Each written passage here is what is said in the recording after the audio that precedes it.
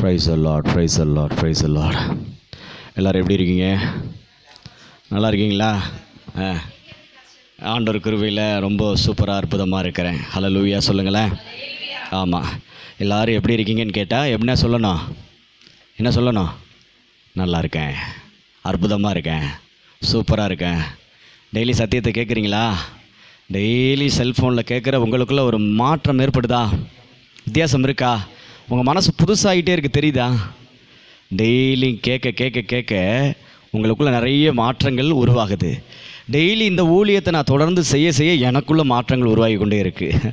அதுதான் ஒரு விஷயமே. எவ்வளோ பிரச்சனைகளாக இருந்தாலும் அதை ஜெயிக்க முடியுது, நம்மளால் சந்தோஷமாக இருக்க முடியுது. எவ்வளோ துக்கமான காரியம் நமக்கு வந்தால் கூட அடைச்சே போ அப்படின்னு உதறி தள்ளிட்டு நம்மளால் அடுத்த வேலையை பார்க்க முடியுது. ஆனால் நாம் சில நாட்களில் சில நாளைக்கு முன்னாடி நாம் எப்படி இருந்தோம்? ஒரு சின்ன விஷயத்தை கூட தாங்க முடியாது, ஒரு ஓரமாக ஒரு மூலையில் உட்காந்து ஒப்பாரி வைக்கிறவங்களாக இருந்தோம். ஆனால் இன்றைக்கி எதுவாக இருந்தாலும் பார்த்துக்கலாம் அப்படிங்கிற அளவுக்கு ஆண்டவர் நம்மை பலப்படுத்தி இருக்கிறார். அல்லேலூயா. நீங்கள் சிங்கிளா? நீங்கள் சிங்கிளா? நீங்கள் தனியாக இருக்கிறீங்களா? நீங்கள் தனியாளா? நீங்கள் அனாதையா? நீங்கள் யாருமே இல்லாத அனாதையா? அப்போ உங்கள் கூட யார் இருக்கா? இந்த எண்ணம் எப்பொழுதும் இருந்துச்சுன்னா நீங்கள் எதை பற்றி கவலைப்பட வேண்டியதில்லை. இன்றைக்கி காலையில் செய்தி கேட்டிங்களா? இன்றைக்கி காலையில் உங்களுக்கு அனுப்பினேன். உங்கள் தகப்பனின் சத்தம் என்கிற தலைப்பில் தான் உங்களுக்கு அனுப்பி வைக்கிறதே ஒவ்வொரு நாளுமே. நான் இப்போ வசனத்தை அனுப்பாமல் ஒன்லி செய்தி மட்டும்தான் அனுப்புகிறேன். ஏன் தெரியுமா? சில பேர் வசனத்தை மட்டும் பார்த்துட்டு ஆமீன் போட்டு விட்டுறாங்க.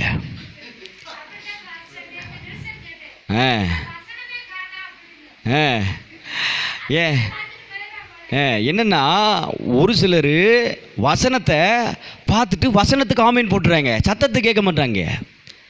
ஒரு சிலர் என்ன பண்ணுறாங்க, நம்ம அதை உட்காந்து கர்த்தர் கொடுக்குற ஞானத்தில் அதை உட்காந்து டிசைன் பண்ணி அந்த வசனத்துக்கு மெனக்கட்டு ஒன்று ரெடி பண்ணி அதில் நம்ம சர்ச்சு நேமெல்லாம் கீழே போட்டு உங்கள் தகப்பனின் சத்தம் தலைப்பெல்லாம் போட்டு ரெடி பண்ணி அனுப்புனா, அதை ஒரு சிலர் என்ன பண்ணுறாங்க, அதை எடிட் பண்ணி அட்ரஸ் எல்லாம் கவர் பண்ணி வசனத்தை மட்டும் திருப்பி எனக்கே ரிப்ளை பண்ணுறாங்க. இது சரியில்லை, இது சரியில்லை. நம்ம அனுப்புறது எதுக்கு அனுப்புகிறோம் அப்படின்னா, சத்தத்தை கேட்கணும். சத்தியத்தை அறிவீர்கள், சத்தியம் உங்களை விடுதலையாக்கும். காதுள்ளவன் கேட்க கடவன். நீங்கள் பார்க்கிறதை விட கேட்கறதினால் தான் பலன் அடைவீர்கள். ஆமென் சொல்லுங்களேன். அதனால் சத்தியத்தை தினந்தோறும் கேளுங்க. ஏன்னா இந்த ஊழியம் மிக பெரிய அளவில் ரீச் ஆகிட்டுருக்கு, நிறைய பேரை தூக்கி உட்கார வைக்கிது. ஆண்டவர் ஒவ்வொரு நாளும் உங்களோட பேசுகிறார், தெரியுதா? நீங்கள் என்ன பிரச்சனையோட இருக்கீங்களோ அதுக்கு தீர்வு வருது.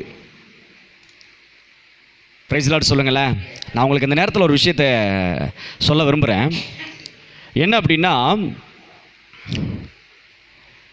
நீங்கள் சத்தியத்தை கேட்காம நீங்கள் என்ன தான் எனக்கு ஃபோன் பண்ணி ஜெபம் பண்ணாலும் பெரிய மாற்றம் வராது, என்கிட்ட இருந்து வார்த்தை புறப்பட்டு வராது. ஏன்னா சத்தியத்தை பேசும் பொழுது ஆவியானவர் வல்லமையாய் உள்ளிருந்து வார்த்தையாக புறப்பட்டு உங்கள்கிட்ட நேர வீடு தேடி உங்கள் செல்போன் தேடி வராரு. நீங்கள் அதை கேட்காம என்கிட்ட தனிப்பட்ட முறையில் நீங்கள் பேசணும்னு நினச்சிங்கன்னா, நான் 1 மணி நேரம் பேசினாலும் உங்களுக்கான வார்த்தை வராது. ஏன்னா ஏற்கனவே உங்களுக்குன்னா வார்த்தை எங்கே வந்துருச்சு? வீடு தேடி வந்துருச்சு.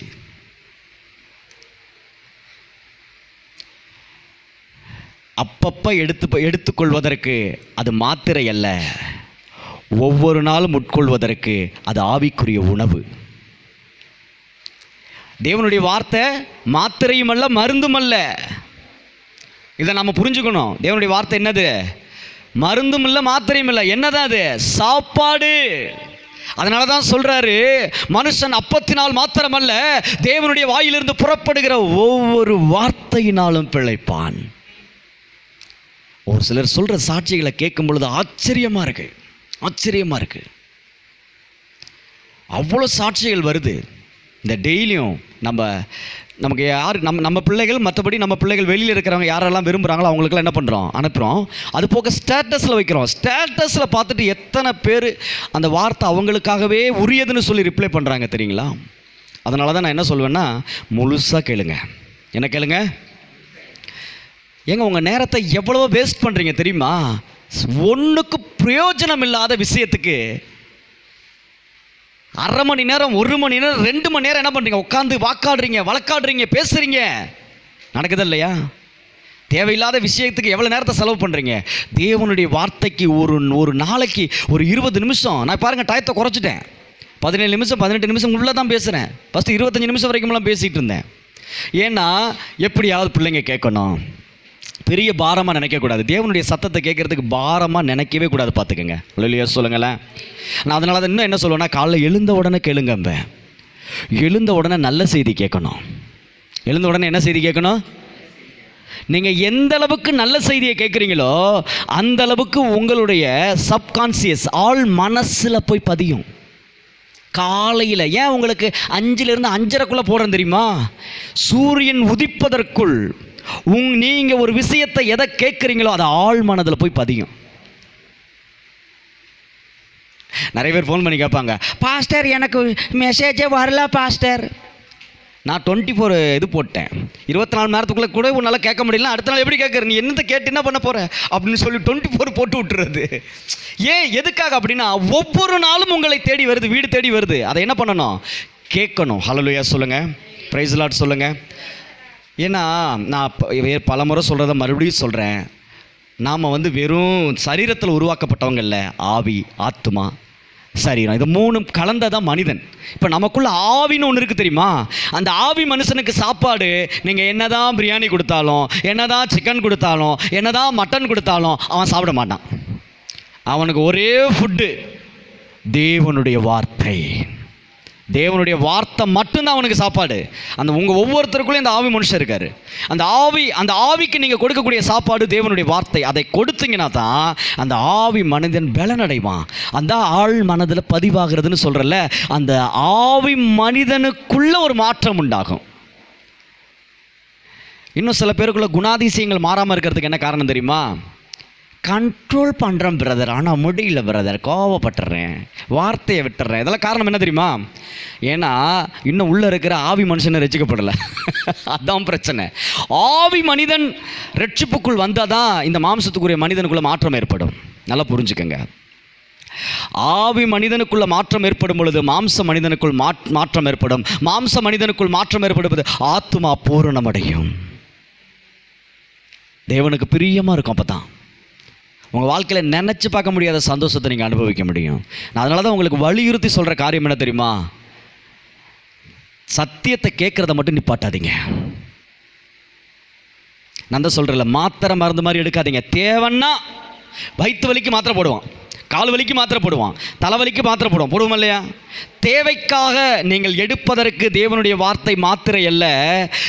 உங்கள் ஆவி மனிதனுக்கு தேவையான அன்றாட உணவு தான் தேவனுடைய வார்த்தை. மறந்துடாதீங்க. அதனால் நான் முடிஞ்ச வரைக்கும் நீங்கள் என்ன பண்ணுங்கள், சூரியன் உதிக்கிறதுக்கு முன்னாடி உங்களுக்கு நான் செய்தியை போட்டுடுறேன். அதே சூரியன் உதிக்கிறதுக்கு முன்னாடி அந்த செய்தியை கேட்டுருங்க. இங்கே பாருங்கள், இவரால் எடுத்து செய்தியை கேட்க முடியாது. பல முயற்சிகள் எடுத்து இன்று வரையிலும் செய்தியை கேட்க ஆரம்பிச்சிட்டார்.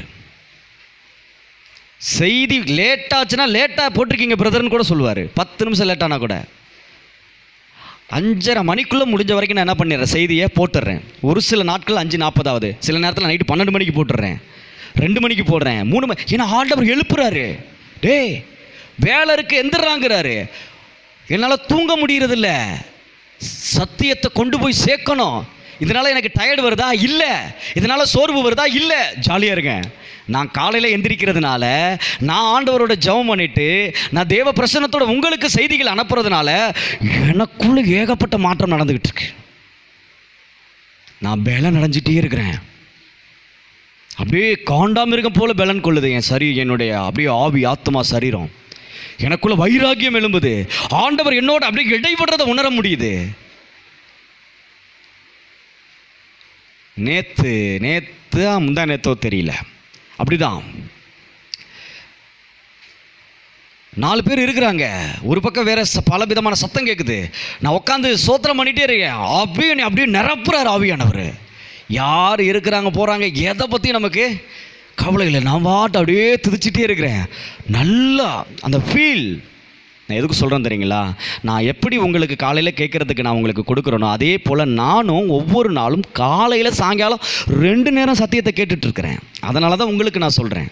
அதனால் தயவு செய்து டெய்லி போடுற சத்தியத்தை கேளுங்க. உங்களுக்காகவே ஆண்டவர் அதை அனுப்புகிறாரு. அதை மிஸ் பண்ணிடாதீங்க.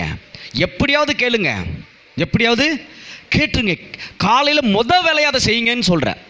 இதெல்லாம் நீங்கள் வைராக்கியம் வைக்கணும். என்ன வைக்கணும்? என்ன வைக்கணும்? நீ என்னடா பேசாமல் போகிறது? நான் பேச மாட்டேன் போடா. அதில் வைராக்கியமாக இருக்கிறோம் இல்லை? பெத்த பிள்ளையன்னு பார்க்குறதில்ல, கூட பிறந்த அண்ணனும் பார்க்குறதில்ல, யாருன்னு பார்க்குறதில்ல. எல்லாத்துட்டையும் என்ன பண்ணுறான்? என்னத்தான் வைராக்கியம்? எதில் வைக்க வேண்டியதில் வைராக்கியம் வைக்கணும். சொல்ல புரியுதுங்களா இல்லையா? வைக்க வேண்டியதில் சத்தியத்தை கேட்பதில் வைராக்கியம். காலையில் நான் எந்திரிச்சு கேட்போம்ப்பா. கேட்டு பாருங்களேன். நான் தான் சொல்ல, கேட்டு தான் பாருங்களேன். யூடியூப்பில் கீழே போட்டிருப்பேன் சப்டைட்டில், கேட்டு தான் பாருங்களேன்னு தான் போட்டிருப்பேன். கேளுங்க, உங்கள் வாழ்க்கையில் மாற்றம் ஏற்படும். ஒரு 7 நாள் பழகிட்டிங்கன்னா அது அப்படியே பழக்கத்துக்கு வரும். 40 நாள் ஆக்கிட்டிங்கன்னா அது அப்படியே பதிஞ்சிடும். உங்களால் கேட்காம இருக்கவே முடியாது. நீங்கள் அடிமையாயிருவீங்க. தேவனுடைய வார்த்தையை கேட்குறதுக்கு அடிமையாயிருவீங்க. 40 நாள் விடாமல் கேட்டு பாருங்கள். அந்த 40 நாளுக்கு மேலே உங்களால் கேட்காம இருக்கவே முடியாது. நான் அலாரம் வச்சு எந்திரிச்சிட்டு இருக்கேன். ஆனால் அலாரம் ஒரு சில நேரத்தில் அடிக்கலைன்னா கூட எனக்கு முழிப்பு வந்துடுது ஆட்டோமேட்டிக்காக. ஏன்னா பழகிருச்சு. நைட் எத்தனை மணிக்கு? 12 மணிக்கு படுத்தா கூட காலையில் 4 மணிக்கு 4:50க்குள்ளே முழிப்பு வந்துடுது. பிரைஸ் லார்ட் சொல்லுங்களேன். ஹல்லேலூயா. அதனால் உங்களை தேடி வருகிற தேவனுடைய வார்த்தையை உதாசீனப்படுத்திடாதீங்க. நான் மறுபடியும் சொல்கிறேன். சில பேர், நான் இப்போ நிறைய பேர், இப்போ எனக்கு வெளியில் இருந்தெல்லாம் கால் வருதில்ல, நிறைய பேர் கால் பண்ணுறாங்க. பிரதர், எனக்கு இப்படி ஒரு பிரச்சனை இருக்குது. இப்போ அவங்களுக்கெல்லாம் நான் ஆலோசனை கொடுக்குறதில்ல, சும்மா ஒரு ஜோம் பண்ணிடுவேன். அவங்கள்ட்ட முதல்ல கேட்குறது என்ன தெரியுமா கேட்பேன்? உங்களுக்கு டெய்லி சத்தியம் அனுப்புகிறேன்னு, தகப்பனின் சத்தம்னு சொல்லி ஒரு வாய்ஸ் நோட்ஸ் அனுப்புகிறேன்ல வாட்ஸ்அப்பில், கேட்குறீங்களான்னு கேட்பேன்.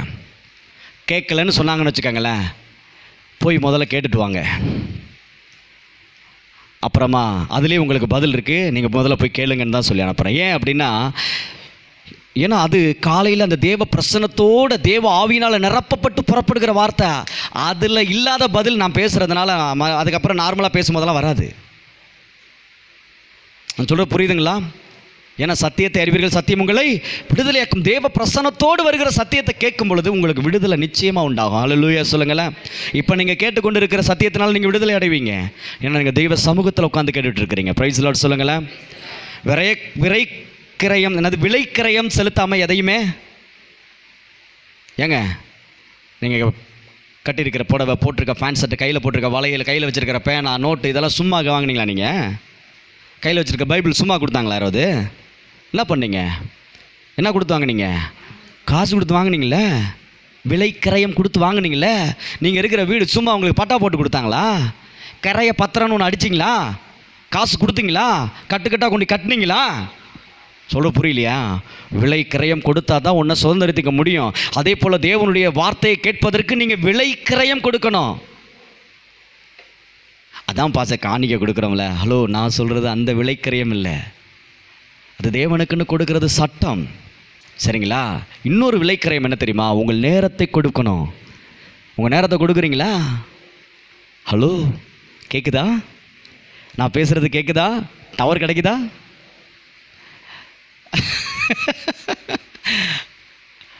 தேவனுக்கு நேரத்தை கொடுக்கணும். நீங்கள் விலைக்கரையும் கொடுக்காம வாழ்க்கையில் மாற்றம் வரணும்னு எதிர்பார்க்கிறது வேஸ்ட்டு. பள்ளிக்கூடமே போகாமல் பாஸ் பண்ண முடியுமா?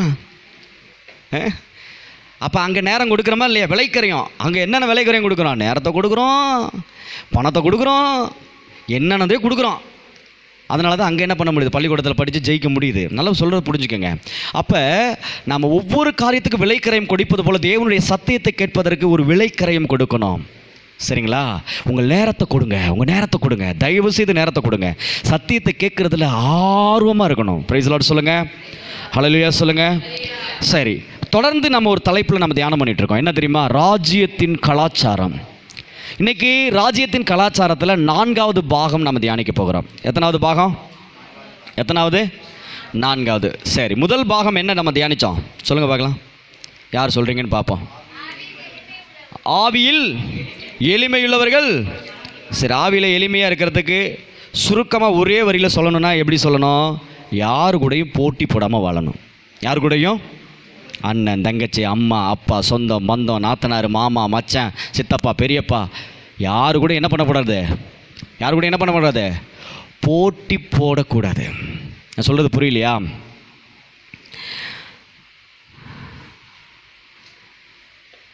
நாம் ஒரு வண்டியில் ட்ராவல் பண்ணும்பொழுது நம்மளை ஒருத்தர் வேணும்னே அப்படியே மோதுற மாதிரி சக்குன்னு கிராஸ் பண்ணி போயிட்டாங்க. நம்ம கிட்ட என்ன ஆகும்? இந்த ஆவி சும்மாவே இருக்காது. என்ன சைடு எடுத்துட்டியா, இந்த வர்றவனை பிடிக்கிறேன், அந்த போட்டி மனப்பான்மை அப்படி ஒரு ஒரு வெறித்தனமாக உண்டாகி போது பாருங்கள். அந்த மாதிரி யாரு கூடயும் நமக்கு போட்டி இருக்கக்கூடாது. போனால் போய்க்க, என் ரூட்டு சரியாக இருக்குது. Praise the Lord. அதனால் யாரு கூடயும் என்ன பண்ணக்கூடாது? போட்டி போடக்கூடாது. அதை தான் ஏற்கனவே ஒரு சத்தியம் பேசும்போது நான் உங்களிடத்தில் நான் சொல்லியிருக்கிறேன். என்ன சொல்லியிருக்கேன்? என்னை விட பெரிய ஆள் ஆயிட்டான்னு நம்ம யோசிக்கக்கூடாது, அவனை விட பெரிய ஆள் ஆகணும்னு நம்ம யோசிக்கக்கூடாது. நானாக இருப்பேன், என்னை என் ஆண்டவர் உயர்த்துவார். அதுதான் சரியான மனநிலை. சரிங்களா? இதுதான் ஆவியில் எளிமையாக இருக்கிறது. ரெண்டாவது என்னது? ரெண்டாவது ராஜ்யத்தின் கலாச்சாரம் என்னது? சொல்லுங்கள் பார்க்கலாம். துயரப்படுகிறவர்கள் பாக்கியவான்கள், அவர்கள் ஆறுதல் அடைவார்கள். அப்போ ரெண்டாவது நம்ம கேட்டது என்ன? யாரையும் காயப்படுத்தக்கூடாது. வார்த்தையினால், நம்முடைய செய்கையினால் யார் மனசு காயப்படுத்தாமல் நம்ம வாழ பழகிக்கணும். ஹல்லேலூயா சொல்லுங்களேன். மூணாவது என்ன சொன்னேன் போன வாரம்? சொல்லுங்க. சமாதானம் தான் சொன்னா? இல்லை, என்னையவே கன்ஃபியூஸ் பண்ணுறீங்களே. மூணாவது என்ன சொன்னேன்? சாந்த குணம் உள்ளவர்கள். மூணாவது என்ன? மூணாவது கலாச்சாரம் என்ன? சாந்த குணம். அப்போ முதல்ல போட்டி போடக்கூடாது, ரெண்டாவது யாரையும் காயப்படுத்தக்கூடாது, மூணாவது சாந்த குணம்னா என்ன? யாரையும் கோவப்படுத்தாமல் வாழணும். சில நேரத்தில் நம்ம சொல்லுவாங்கள்ல, கோவப்படுத்தினா உங்களுக்கு புரியலையா? இந்த என்ன சொல்கிறதுன்னா, தூண்டி விட்டு வேடிக்கை பார்க்குறது, அதை மட்டும் நம்ம என்ன பண்ணிடக்கூடாது? செஞ்சிடக்கூடாது. தூண்டி விட்டு வேடிக்கை பார்க்குறதுன்னா எப்படி தெரியுமா? ட்ரிகர் பண்ணி விட்றது. ட்ரிகர், ஆங்கிலத்தில் ட்ரிகர்னு சொல்லுவாங்க. ட்ரிகர் பண்ணி விட்றது. சும்மா பேசிகிட்டு இருக்கும்போதே உங்கள் கோபத்தை தூண்டுற மாதிரி பேசுவாங்க தெரியுமா? பார்த்துருக்கீங்களா? நீங்கள் சமாதானமாக பேச அப்படி முயற்சி பண்ணிகிட்டு இருப்பீங்க, ஆனால் வேணுமுனே தேவை சம்பந்தமே இல்லாத ஏதோ ஒரு வார்த்தையை சொல்லி உங்கள் கோபத்தை கிளப்புவாங்க. பார்த்துருக்கீங்களா? அவங்கள்ட்ட சாந்தம் இல்லைன்னு அர்த்தம். அப்போ நாம் ட்ரிகர் பண்ணக்கூடாது, யாரையும் கோபப்படுத்த கூடாது. போன வாரம் நம்ம கற்றுக்கிட்டது. இந்த வாரம் பரிசுத்த ஆவியானவர் நம்ம கற்றுக் கொடுக்கிற காரியம், நீதியின் மேல் பசிதாகம் உள்ளவர்கள் பாக்கியவான்கள். நீதியின் மேல் நான் மறுபடியும் திரும்ப ஒரு விஷயத்தை ஆழமாக சொல்கிறேன். நீங்கள் தனி ஆள் கிடையாது, நீங்கள் அனாதை கிடையாது. நீங்கள் யார் தான்? நீங்களும் கிறிஸ்துவும் ஒன்றாக இருக்கிறீங்க. சொல்லுங்கள், நானும். சத்தமாக சொல்லுங்கள், நானும். நல்ல சத்தமாக சொல்லுங்கள், நானும் கிறிஸ்துவும் ஒன்றாக இருக்கிறோம். சொல்லுங்கள், நானும் கிறிஸ்துவும் ஒன்றாக இருக்கிறோம். ஆமாம், இந்த வார்த்தையை டெய்லியுமே உபயோகப்படுத்துங்க. நீங்கள் தனியாக இருக்கிறீங்கிற எண்ணம் வரவே கூடாது உங்களுக்கு. நீங்கள் அனாதையே கிடையாது, நீங்கள் யாரும் இல்லாத அனாதை கிடையாது, நீங்கள் தனியாள் கிடையாது. உங்களோட யார் இருக்கா? கிறிஸ்து இருக்கிறார். கிறிஸ்து இல்லைன்னா நீங்களாம் எப்போவே முடிஞ்சிருப்பீங்க, நானும் எப்போவே முடிஞ்சு போயிருப்பேன். புரியுதுங்களா இல்லையா? நம்ம கூட யார் தான் இருக்கா? யார் இருக்கா? கிறிஸ்து நமக்குள் வாழ்கிறார். நம்ம தனியாளே கிடையாது, நம்மளோட ஆண்டவர் இருக்கார். இந்த மனநிலை இருந்தால் மட்டும்தான் இதெல்லாம் கைக்கொள்ள முடியும். ஒரு தனி மனிதனால் நம்ம எவ்வளோ தான் காட்டில் போய் தவம் பண்ணாலும், தலைகீழாக நின்று தவம் பண்ணாலும், சாப்பிடாமல் 40 நாள் இல்லை 400 நாள் பாஸ்டிங் இருந்தாலும் அவனால் இதை கைக்கொள்ள முடியாது. கிறிஸ்துவும் நானும் ஒன்றாய் இருக்கிறோம் என்கிற எண்ணம் இருக்கிறவர்கள், பரிசுத்த ஆவியானவர்கிட்ட தன்னை அர்ப்பணித்தவர்கள், ஆவியானவருடைய அந்த பிரசனத்தில் வாழுகிறவர்களால் மாத்திரம்தான் இதை கைக்கொள்ள முடியும். அதனால் தனி முயற்சி, அற்ப முயற்சி வீண். ஆவியானவர் உதவியோடு, ஆவியானவரோடு நீங்கள் தொடர்பில் இருக்கும் பொழுது இதை உங்களால் கைக்கொள்ள முடியும். ஆமென்னு சொல்லுங்களேன். அதனால தான் எப்பொழுதும் ஆவியானவர்கிட்ட நீங்கள் டங்ஸில் பேசிகிட்டே இருங்கன்னு சொல்கிறேன். அந்நிய பாஷையில் பேசுங்க, ஸ்தோத்திரம் பண்ணிகிட்டே இருங்க, நல்லதையே நினைங்க. நல்லவர் என் கூட இருக்கார், எனக்கு நல்லது மட்டும்தான் தருவார், நான் தனி ஆள் கிடையாது, என் கூட அவர் இருக்கார், அதனால் என்ன நிலைமையிலும் என்னை நடத்துவாருங்கிற மனநிலையில் இருந்தோம்னா ஆவியானவர் தொடர்பில் நம்ம கனெக்ட்லேயே இருப்போம். நான் அப்படிங்கிற எண்ணம் வந்துருச்சுனாலே அங்கே ஆவியானவர்கிட்ட நமக்கு இருக்கிற தொடர்பு துண்டிக்கப்பட்டுரும். நாம் அப்படிங்கிற எண்ணம் இருந்தால் தான் இடையில நமக்கு அவருக்கு அந்த கனெக்ஷன் நிலச்சிருக்கும். நான் சொல்கிறது புரியுதுங்களா? ஹல்லேலூயா. அதனால் நீங்கள் எப்போவுமே தனி ஆளுங்கிற எண்ணம் வரவே கூடாது உங்களுக்கு. புரியுதுங்களா? உங்களோட யார் இருக்கா? இயேசு கிறிஸ்து இருக்கிறார். அந்த எண்ணம் இருந்தால் தான் பரிசுத்த ஆவியினுடைய பிரசன்னத்தை உங்களால் உணர முடியும். பிரைஸ் தி லார்ட் சொல்லுங்கள். அதனால் உங்களுக்கெல்லாம் எதுவுமே நடக்காது, உங்களுக்கெல்லாம் எந்த கெட்டதும் நடக்காது, உங்களுக்கு நல்லது மட்டும்தான் நடக்கும். என்ன நம்பலையா நீங்கள்? ஆமேன்னு சொல்ல மாட்டீங்க. நீங்கள் நல்லா இருப்பீங்கன்னு சொல்கிறேன், மறுபடியும் வெக்கப்படுறீங்க. ஆமேன்னு சொல்லுங்கள். நீங்கள் சூப்பராக இருப்பீங்க, நீங்கள் ரொம்ப கிருபையின் மேல் கிருபை பெறுவீங்க, பலத்தின் மேல் பலன் அடைவீங்க, நீங்கள் ஆரோக்கியமாக இருப்பீங்க, நீங்கள் ஆசீர்வாதமாக இருப்பீங்க, உங்கள் பாத்திரம் நிரம்பி வழியும், நீங்கள் உன்னதத்தில் உயரத்தில் இருப்பீங்க. எந்த அளவுக்கு அப்படி மனசில் அப்படி காந்தம் போல் இழுத்துக்கொள்ளணும் வார்த்தையை. அதனால தான் கடைசி முடிக்கும் போது சொல்லுவேன், இன்றைய நாள் அற்புதமான நாள், அதிசயமான நாள், ஆரோக்கியமான நாள். ஏன் சொல்கிறேன் தெரியுமா? நான் சொல்கிறத நீங்கள் கேட்குறதோடு மட்டும் இல்லாமல் நீங்கள் அதை சொல்லணும். ஆமேன் ஆமேன் ஆமேன் ஆமேன், இந்த நாள் நல்ல நாள் அப்படிங்கிற மன நிறைவு உங்களுக்குள்ளே வந்துடணும். பிரைஸ் தி லார்ட் சொல்லுங்கள். ஹல்லேலூயா. சரி, அப்போ இந்த சத்தியத்தை நம்ம கைக்கொள்ள வேண்டும் என்றால் பரிசுத்த ஆவியானவர் நமக்கு கண்டிப்பாக வேணும். தனி ஒரு நபரால் இந்த சத்தியத்தை கைக்கொள்ள முடியாது, ராஜ்யத்தின் கலாச்சாரத்தை கைக்கொள்ள முடியாது. பரிசுத்த ஆவியானவர் நம்மோடு இருந்தால் மட்டும்தான் இந்த ராஜ்யத்தின் கலாச்சாரத்தை கைக்கொள்ள முடியும். Praise the Lord. சரி, இப்போ நீதியின் மேல் பசிதாகம் உள்ளவர்கள் பாக்கியவான்கள், இந்த சத்தியத்தை தான் இன்றைக்கி நம்ம தியானிக்க போகிறோம். ஸ்தோத்திரம். இன்ட்ரோடக்ஷன் பண்ணி உள்ளுக்குள்ளே செய்தியை உள்ளுக்குள்ளே நுழையிறதுக்கே எவ்வளோ நேரம் ஆகி போச்சு. பிரைஸ் தி லார்ட் சொல்லுங்கள். சரி, இப்போ நீதியின் மேல் பசிதாகம் உள்ளவர்கள் பாக்கியவான்கள், இதுதான் இந்த வாரத்திற்கான தலைப்பு. ராஜ்யத்தின் கலாச்சாரம் 4. ராஜ்யத்தின் கலாச்சாரம் 4. இப்போ நீதியின் மேல் பசிதாகமாக இருக்கும். சோத்துக்காக பசிதாகமாக இருக்கிறது நம்ம எல்லாத்துக்குமே தெரியும். நான் சொல்ல புரியுதுங்களா இல்லைங்களா? சாப்பாட்டுக்காக பசியில் இருக்கும், அது தெரியுமா? இன்னும் கொஞ்சம் இப்போவே சில பேருக்கு வயிறை கிள்ளும், 10 மணி ஆச்சுன்னா இன்னும் நொறுக்கும், அப்புறம் 10:30 ஆச்சுன்னா புளியும். அதனால் நமக்கு பசி தாகம் நல்லாவே தெரியும். தெரியுமா தெரியாதுங்களா? தெரியும். இன்னும் இஞ்சி பூண்டு வாசம் வந்துருச்சுன்னா இன்னும் வேறு லெவலில் பண்ணோம். உண்மை தானே? இன்னும் நான் என்னமோ தெரியாததை பேசுகிற மாதிரி. உங்களுக்கு இப்போ எனக்கெல்லாம் இஞ்சி பூண்டு வாசம் அடிச்சுன்னா எங்கள் வீட்டு பூனைக்குட்டி கூட கத்த ஆரம்பிச்சிடும். நீங்கள் எப்படி நினச்சிக்கிட்டாலும் சரி. உங்களுக்கெல்லாம் தோணுமா? தோணாதா? ஆமாம். பிரைஸ் தி லார்ட் சொல்லுங்கள். என்னுடைய அம்மாவும் சரி, என்னுடைய மாமியாரும் சரி, என்னுடைய மனைவியும் சரி, அவங்க சமைக்க ஆரம்பிச்சிட்டாலே எங்களுக்கெல்லாம் பசி எடுத்துரும். ஏன்னா அந்த மனம் நீங்கள் அப்படியே தூண்டும், உள்ளுக்குள்ளே அந்த சொரக்கம் அப்படியே பசி கப்பன்னு. சரி, விஷயத்துக்கு வந்துடுவோம்.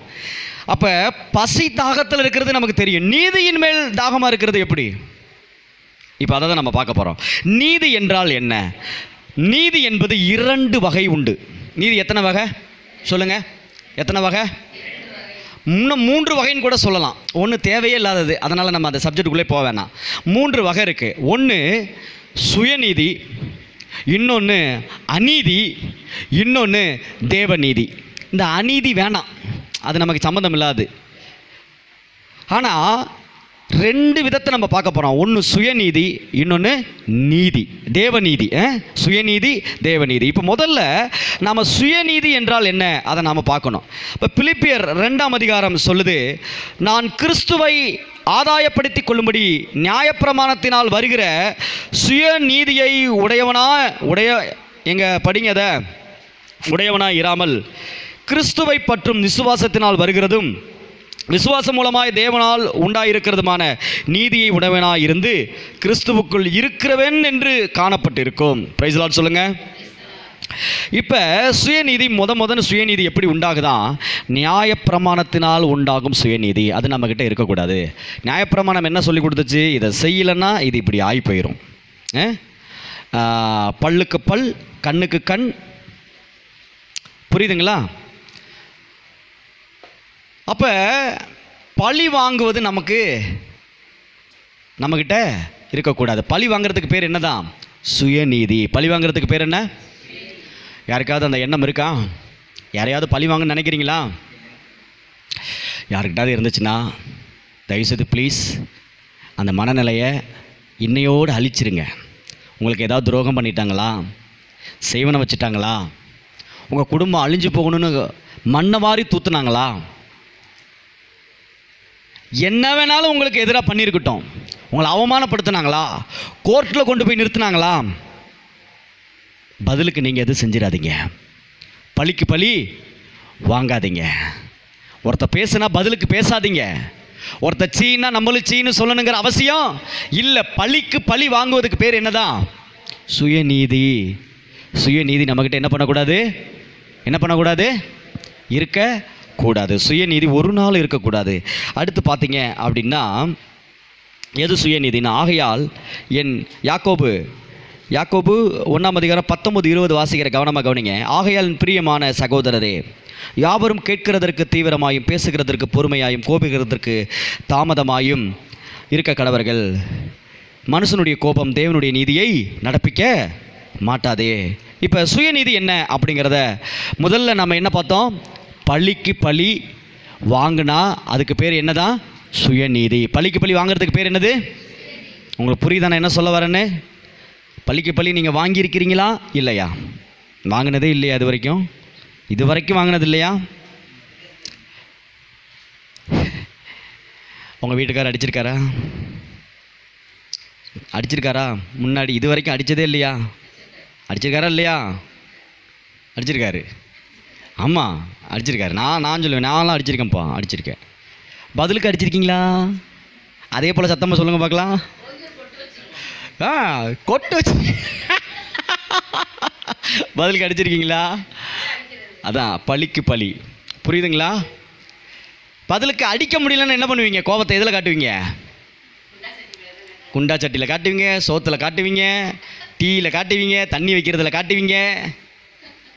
சொல்கிறது புரியுதுங்களா? நம்மளாம் சாதாரண ஆள் கிடையாது, பார்த்துக்குங்க. லேசுப்பட்ட ஆள் கிடையாது நம்மளாம். ஆனாலும் ஆண்டவர் நம்மளை நேசித்து கொண்டு வந்து உட்கார வைத்திருக்கிறார். அல்லேலூயா. நம்மளை அழகுபடுத்தி உட்கார வைத்திருக்கிறார். அல்லேலூயா. அப்போ அந்த பழிக்கு பழி வாங்குகிற எண்ணம் நம்மக்கிட்ட இருந்துச்சுன்னா அதுக்கு பேர் என்னதான்?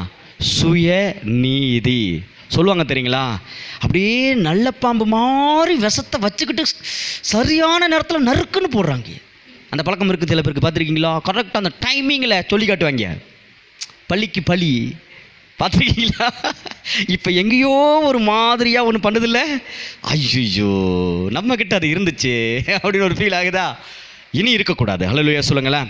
இந்த சுயநீதிக்கு நாம் இடம் கொடுக்க கூடாது. ஏன்னா சில பேர் நம்மளை பேசுனது மறக்க முடியாது, ஆழமாக பதிஞ்சிருக்கும். அதை என்ன நேரத்தில் பண்ணுவோன்னா, அவங்க வழியில் தவிக்கும் பொழுது, அவங்க கஷ்டப்படும் பொழுது அந்த நேரத்தில் போய் இதை சொல்லி காட்டுவோம். பார்த்துக்கோங்க, அது செய்யக்கூடாது. பழிக்கு பழி வாங்க கூடாது. பேசுனியா விடு, அவ்வளோதான், விடு. அந்த சாப்டருக்குள்ளே நம்ம உள்ளே போக வேணாம். நான் அடிக்கடி சொல்கிற காரியம் என்னது? எப்போயுமே குப்பையை போய் கிளறி மோந்து பார்க்கக்கூடாது. அது சும்மா இருந்தாலே நாத்தம் அடிக்கும். அதை போய் கிண்டி கிளறி விட்டுருங்க. யார் என்ன பேசினாலும் சரி, அதெல்லாம் மனசுலேயே வைக்காதீங்க, அழிச்சிருங்க. என்ன வேணாலும் பேசியிருக்கட்டும், உங்களை தப்பா அசிங்கமா மறந்துருங்க. இயேசுவின் நாமத்தினால அப்படி எல்லாம் மறக்கப்பட்டு போகட்டும்.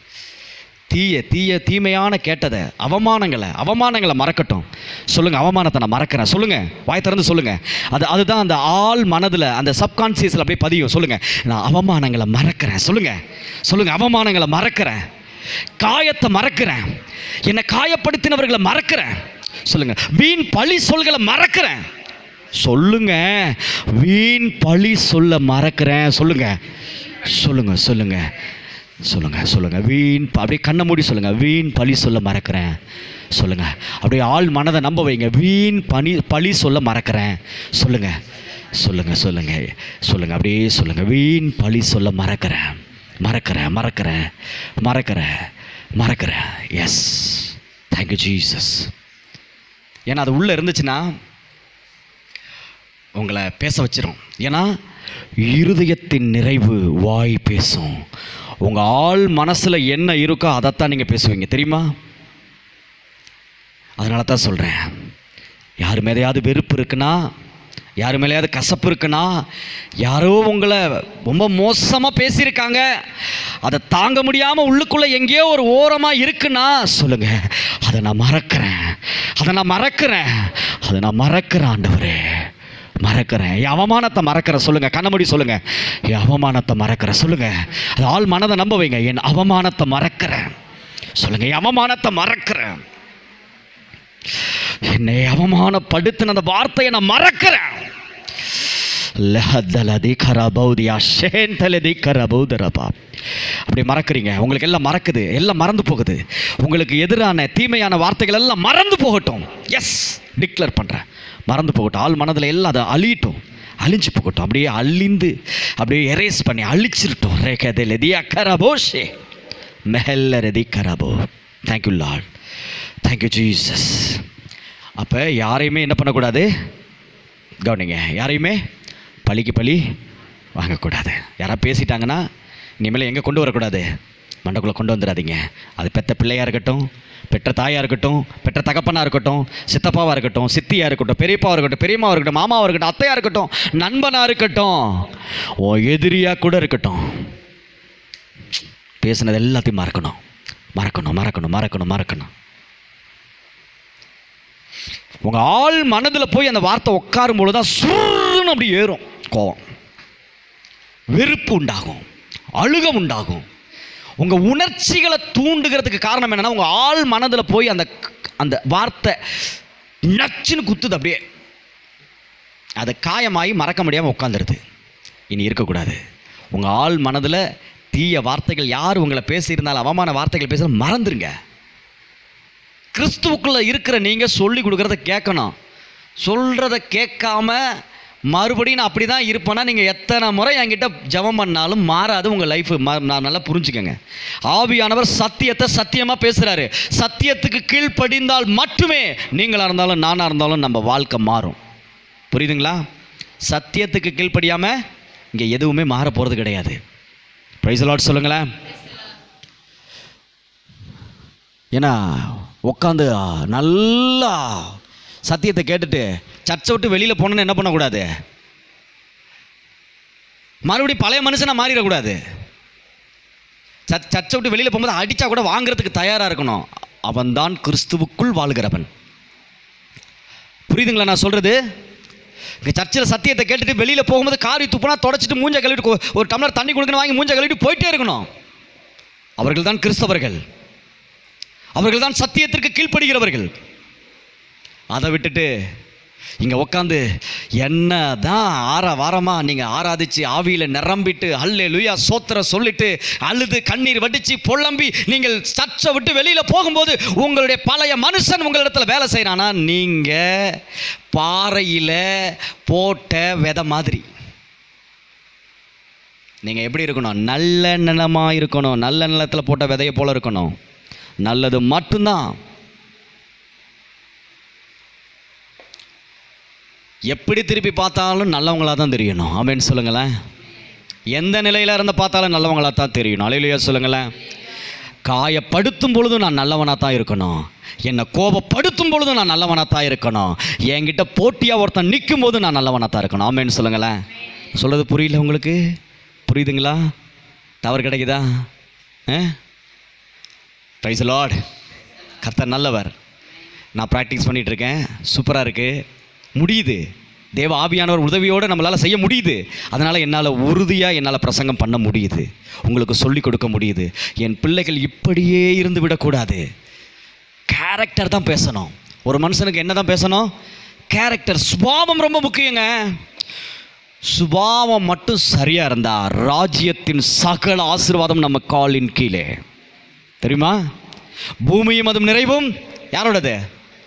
யாரோடது? என் அப்பாவோடது. யாரோடது? சொல்லுங்க. என் அப்பாவோடது. அப்படி தில்லா சொல்லுங்க. என் அப்பாவோடது. என் அப்பாவுக்கு சொந்தம்னா யாருக்கு சொந்தம்? யாருக்கு சொந்தம்? சொல்லுங்க. எனக்கு சொந்தம். அனுபவிக்கணுமா வேணாமா? காந்தம் மாதிரி இழுத்து கொள்வீங்கன்னு நான் சொல்கிறேன். உங்களுக்கு என்ன வேணுமோ, என்ன ஆசீர்வாதம் வேணுமோ, என்ன சௌக்கியம் வேணுமோ, என்ன நன்மை வேணுமோ, எதெல்லாம் உங்கள் வாழ்க்கையில் நடக்கணும்னு நினைக்கிறீங்களோ நீங்கள் போராட வேணாம். இருக்கிற இடத்துல அப்படியே ஷக் பண்ணி இழுத்துக்க முடியும். அதுக்கு வேறு ஒன்றுமே இல்லை. கலாச்சாரத்தை கை கொண்டா போதும், எல்லாம் உங்கள் பக்கமாக அப்படியே திரும்பும். டைரக்ஷன். கலாச்சாரம் மாறாதப்போ எப்படி தெரியுமா இருக்கும்? காந்தத்தை உடச்சிட்டா மறுபடியும் ஒட்ட வைக்க முடியாது. பார்த்துருக்கீங்களா? அந்த எதிர் திசை அது என்ன? அதை பற்றி எதாவது தெரியுமா கனகராஜன்? எனக்கு சொல்ல தெரியல, எனக்கு அதை பற்றி தெரியாது. உங்களுக்கு எதாவது தெரியுமா? அந்த காந்தத்தோட கெமிஸ்ட்ரி, சயின்ஸு, ஃபிசிக்ஸ் எதாவது தெரியுமா? இந்த காந்தம் ஒரு முனை மட்டும் ஒட்ட வைக்க முடியாது. இன்னொரு பக்கம் வைக்கும்போது ஒட்டிக்கும். ஒரு எதிர்முனை சந்திக்கும் பொழுது ஒட்டாது, தள்ளும் அப்படியே. இப்போ என்னென்னா, நீங்கள் கலாச்சாரத்தை கைக்கொள்ளும் பொழுது அப்படியே வந்து டக்குன்னு ஒட்டிக்கும். நீங்கள் கலாச்சாரத்தில் இல்லாத பொழுது நீங்களே அதை தள்ளுறீங்க. வேணாம் போ, எனக்கு ஆசீர்வாதம் வேணாம், எனக்கு சுகம் வேணாம், எனக்கு சந்தோஷம் வேணாம், எனக்கு சமாதானம் வேணாம், நான் ஜாவணும். புரியுதா நான் சொல்கிறது? இது ஒன்று மட்டும் நம்மக்கிட்ட இருந்தால் போதும். கலாச்சாரத்தை கரெக்டாக ஃபாலோ பண்ணுற கிறிஸ்தவர்கள். ஏன்னா இன்றைக்கி இப்படி ஒரு கிறிஸ்தவர்கள் உருவாகிறது ரொம்ப ரொம்ப ரொம்ப அரிதாக இருக்குது. சொல்கிற புரியுதுங்களா? ஆசீர்வாதம்லாம் பெரிய மேட்டரே கிடையாதுங்க தேவனுடைய பார்வையில். ஏன்னா நமக்காக எல்லாத்தையும் செஞ்சு வச்சுட்டாரு. நன்மையும் கிருபையும் என்னை தொடரும்னா என்ன? புரியல உங்களுக்கு? தொடருன்னா புரியலையா உங்களுக்கு? மேய்ப்பன் முன்பாக நடந்து போகும் பொழுது ஆடுகள் தன்னை போல மேய்ப்பன் பின்னாடி போய்கிட்டே இருக்கும். அந்த ஆடுகள் மேய்ப்பனின் சத்தத்தை கவனமாக கவனிக்கும். வேற எவன் கூப்பிட்டாலும் போகாது அந்த ஆடு. அந்த மேய்ப்பன் சத்தம் எங்கே இருந்து ஒரு விசில் தான் அடிப்பான். அது ஆடாக இருந்தாலும் மாடாக இருந்தாலும் எப்படி வரும் தெரியுமா? ஏன்னா பின்னாடி தொடரும். அதுக்கு இடையில பார்த்தா எந்த கயிறு இருக்காது, எந்த சங்கிலியும் கட்டியிருக்காது. இடையில அது என்ன சொல்கிறது, அந்த சவுண்டு மட்டும்தான். காற்றில் அது என்ன சொல்கிறது, இடையில எந்த கனெக்ஷனுமே இருக்காது, கண்ணுக்கு தெரியாது. அது ஆவியில் கனெக்ட் பண்ணப்பட்ட மாதிரி அப்படியே பின்னாடி வந்துக்கிட்டே இருக்கும். அதே போல் உங்கள் வாழ்க்கையில் நன்மையும் கிருபையும் ஆசீர்வாதமும் சுகமும் சௌக்கியமும் நன்மைகளும் உங்களை அப்படியே பின்னாடி நீங்கள் போகிற பக்கமெல்லாம் வந்துக்கிட்டு இருக்கும். நீங்கள் கம்பெனிக்கு போனாலும் வரும், நீங்கள் எங்கே போனாலும், வேறு ஊருக்கு போனாலும் வரும், வேறு நாட்டுக்கு போனாலும் வரும். நீங்கள் எங்கே போனாலும் உங்கள் பின்னாடி என்ன வந்துகிட்டே இருக்கும், நன்மையும் கிருபையும் தொடர்ந்துக்கிட்டே இருக்கும். இதுக்கு என்ன காரணம் தெரியுமா? நாம் சரியாக இருந்தா, நாம் கலாச்சாரத்தை கைக்கொண்டா. நாம் கலாச்சாரத்தை கைக்கொள்ளாமல் நாம் என்ன தான் உருண்டு பிறண்டாலும் ஒற்றை மண்ணு கூட ஒட்டாதுன்னு தான் நான் சொல்லுவேன். சொல்லுவாங்க தெரியுமா, உருண்டு பிறந்தாலும் ஒற்றை மண்ணு தான் ஒட்டணும். நான் சொல்கிறேன், நீங்கள் உளுந்து பிறந்தாலும் ஒற்றை மண்ணு கூட ஒட்டாமல் போயிடும். ஏன்னா இதான் ஆப்போசிட் டைரக்ஷனில் இருக்க. சொல்கிற புரியுதுங்களா? ஹலோ, டவர் கிடைக்குதா? கிடைக்குது. அதனால் கலாச்சாரத்தை கைக்கொள்ள மறந்துடாதீங்க. சரி, அப்போ முதல்ல பழிக்கு பழி வாங்கக்கூடாது. அடுத்து என்ன பார்த்தோம்? அடுத்து ரெண்டாவது வாச்சம் என்ன வாச்சம்? சுயநீதியில் பழிக்கு பழி வாங்கினா அது சுயநீதி. அப்போ பழிக்கு பழி வாங்காமல் இருக்கணும். ரெண்டாவது என்ன தெரியுமா? சத்தியத்தை கேட்க தீவிரம் காட்டாமல் இருந்தீங்கன்னா அதுக்கு பேர் என்ன தெரியுமா? சுயநீதி. நீங்களாம் ஒன்றும் சொல்ல வேணாம், நீங்கள் போங்க ஆண்டவர் எனக்கு தெரியும். என்னங்க நீங்கள் போங்க ஆண்டவர் எனக்கு தெரியும். சும்மா எப்போ பார்த்தாலும் எதையாவது சொல்லிகிட்டே இருக்கீங்க. ஆண்டவருக்கே ரிவீட் அடிக்கிறவங்க. எனக்கு எவ்வளோ வேலை இருக்குது தெரியுமா? எனக்கு ஆடு மேய்க்கணும், சாணி எல்லணும், வீடை முழுகணும், அதை கழுவணும், இதை கழுவணும், சமைக்கணும், பொரிக்கணும், வறுக்கணும். போங்க வேணும் ஆரம்பத்தில் இதில் சத்திய தவிர காப்பாங்களாமா? இது சுயநீதி. நான் சொல்கிறது புரியுதுங்களா? சுயநீதி. வசனத்தை கவனிச்சிங்களா? வசனத்தை அங்கே என்ன சொன்னிச்சு? யாவரும் கேட்கிறதற்கு தீவிரமாயும். கேட்க தீவிரமாக இருந்தீங்கன்னா அது தேவநீதி. கேட்க தீவிரப்படலைன்னா அது சுயநீதி. உங்களுக்கு நீங்கள் சுயநீதியில் வாழ போகிறீங்களா, தேவநீதியில் வாழ போகிறீங்களா? நீங்கள் தான் முடிவு பண்ணணும். கேட்கிறதுக்கு எந்த அளவுக்கு ஆர்வம் காட்டுறீங்களோ நீங்கள் தேவநீதியில் இருக்கீங்கன்னு அர்த்தம். நீங்கள் செவி கொடுக்காமல் போனீங்கன்னா அது உங்கள் சுயநீதி. தேவநீதிக்கும் பலனுண்டு, சுயநீதிக்கும் பலனுண்டு. புரியுதுங்களா? ஆண்டவர் ஒரு நாளும் ஒருபோது யாரையும் அடிக்க மாட்டார், தண்டிக்க மாட்டார், அள வைக்க மாட்டார். காரணமெல்லாம் யார் தான்? நாம தான். சொல்லுங்கள், காரணமெல்லாம் யார் தான்? என் வாழ்க்கை நல்லா இருக்கிறதும் நாசமாக போகிறதும் என் கையில் தான் இருக்குது. சொல்லுங்கள் பார்க்கலாம். சொல்லுங்கள் பார்க்கலாம். சொல்லுங்க. அட பரவாயில்ல, சொல்லுங்கள். என்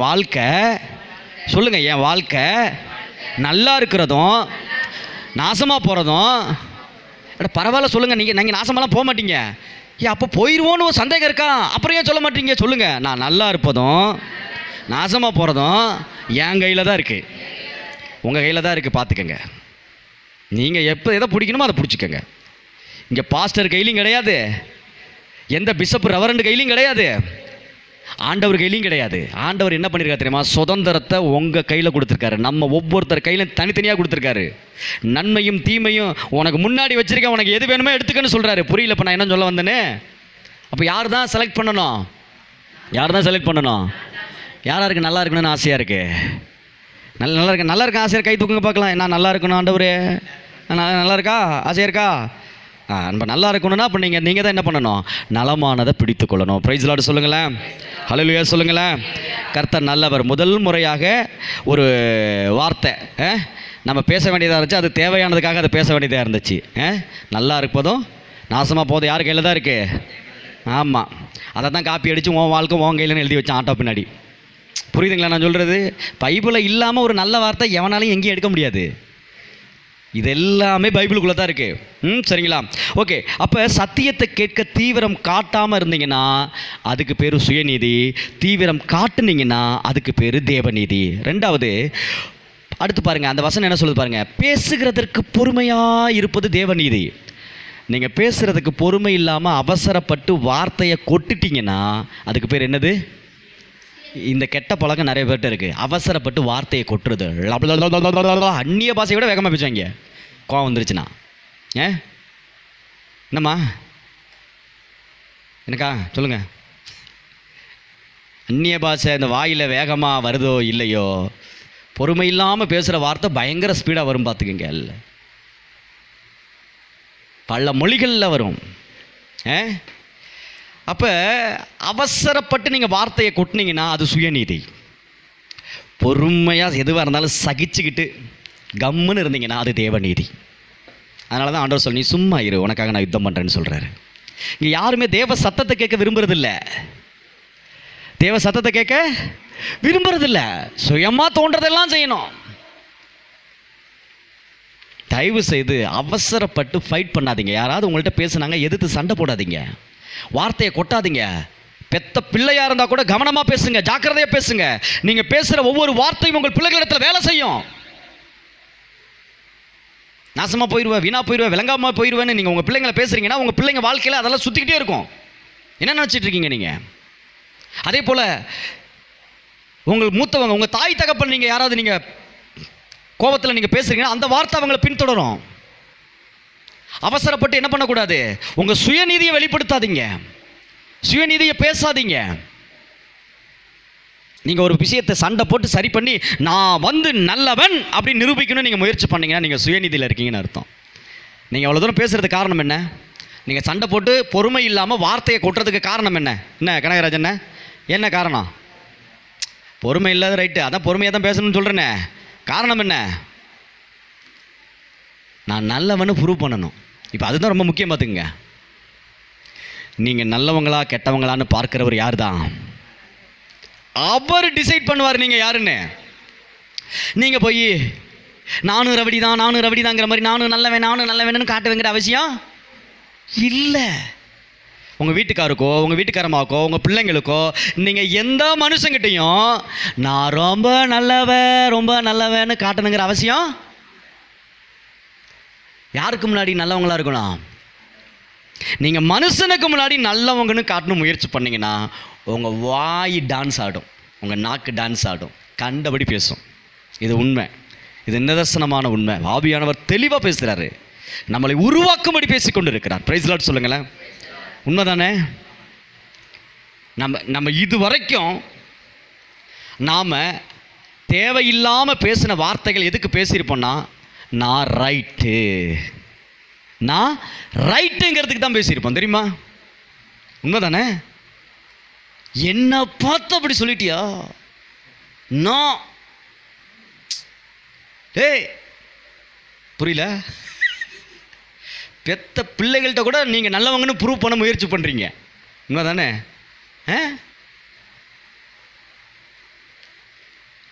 நீங்கள் நல்லவங்கன்னு யார்கிட்டையும் பிச்சை எடுக்காதீங்க. புரியுதா நான் சொல்கிறது? நீங்கள் நல்லவங்கன்னு யாருக்கிட்டையும் போய் பிச்சை எடுக்கணுங்கிற அவசியம் இல்லை. என் தேவனுடைய பார்வையில் நான் நல்லவளா இருந்தால் போதும். அந்த மனநிலை இருந்துட்டாலே நம்ம வாயில் தேவையில்லாத வார்த்தை வராது. நீங்கள் யாருக்கிட்ட நீங்கள் நல்லவங்கன்னு ப்ரூவ் பண்ண முயற்சி பண்ணுறீங்களோ அந்த அன்னைக்கு உங்களை நல்லவங்களா பார்க்குவாங்க. அடுத்த நாள் அவங்களே உங்களை கெட்டவங்கன்னு சொல்லிட்டு போயிட்டே இருப்பாங்க. அப்போ என்ன பண்ணுவீங்க? புரியுதுங்களா? நீங்கள் கர்த்தர் மட்டும் என்னை நல்லவளா பார்த்தா போதும்னு நீங்கள் பாட்டு பொறுமையோடு இருந்தீங்கன்னா உங்களை எல்லாருடைய பார்வையிலும் நல்லவங்களாகவே ஆண்டவர் காட்ட ஆரம்பிச்சிருவார். நீங்கள் சுயத்தில் போராடினீங்கன்னா 24 மணி நேரம் கூட நீங்கள் நல்லவங்களாக இருக்க முடியாது.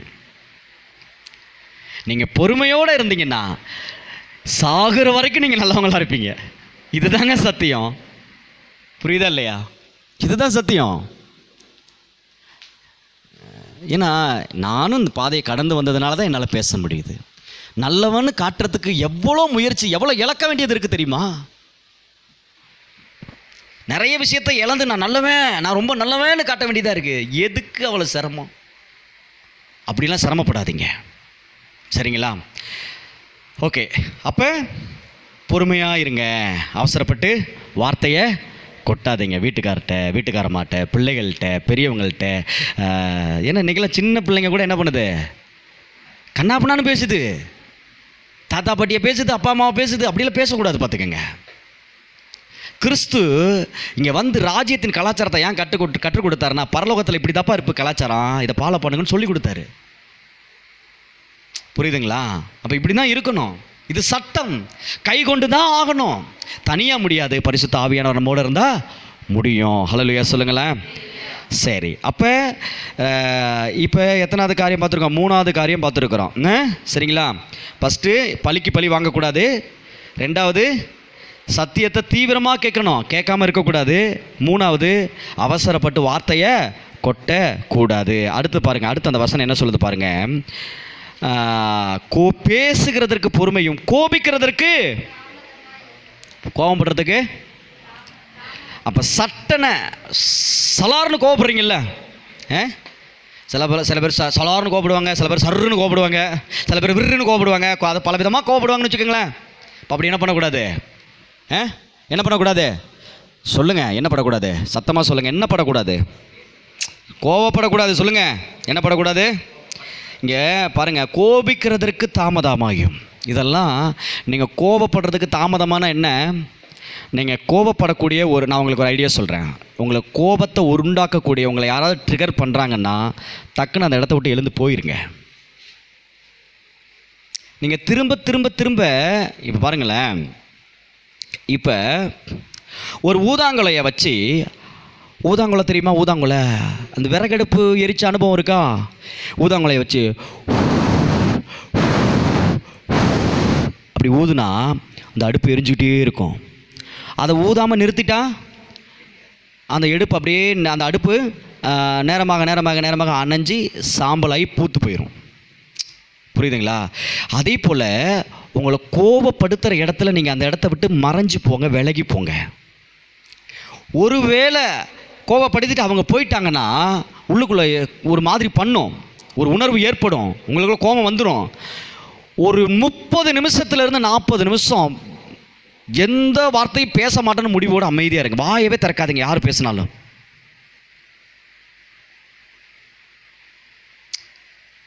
போ அப்புறம் பேசுகிறேன்னு கூட சொல்லாதீங்க. கொஞ்ச நேரம் டிஸ்டர்ப் பண்ணாத, அந்த வார்த்தை கூட அவங்களை காயப்படுத்தும். ஏன்னா நம்ம கோபத்தில் இருக்கும்போது ப்ளீஸ் கொஞ்சம் டிஸ்டர்ப் பண்ணாத அப்படியே சொல்லுவோம். சொல்லுவீங்க, பேசாமல் போறியா இல்லையா? அதுக்கு கூட வாயை திறக்காதீங்க. ஒரு அரை மணி நேரத்தில் 40 நிமிஷம் வரைக்கும் அமைதியாக இருந்துட்டிங்கன்னா அப்படியே இந்த கோபம் அப்படியே அடங்கிடும். அதுக்கு தான் கோபிக்கிறதுக்கு தாமதமாக. அப்போ நீங்கள் வெயிட் பண்ண என்ன ஆகும்னா அந்த வேகத்துடைய தன்மை அப்படியே குறையும். பார்த்துருக்கீங்களா? பைக் மாதிரி தாங்க.